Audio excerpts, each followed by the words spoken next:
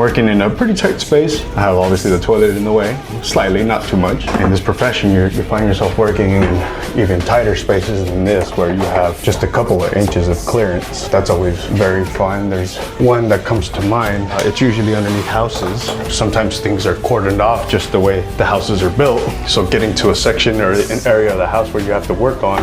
Rather recently, we had a job. I could barely fit through it. I was able to shimmy one shoulder through and then finally get my other one through. But it was one of those where it had a bolt sticking out of the foundation with a nut. So every time I would go in and out, my suit would get caught. It almost felt like I was gonna get stuck. Yeah, being in this profession, it's one of those things you just gotta have to work with. You gotta know your limits, know where you're working at. You're gonna have to accept that you're gonna be working in tight spaces. So sometimes that also means you gotta get pretty creative on how you tighten things down or how you get a fitting into a certain spot that you need. That was one that came to mind. It was already a really tight spot, maybe a 12 by 12 inch hole, kind of like here. I was able to shimmy through, but that one was a little nerve-wracking for sure.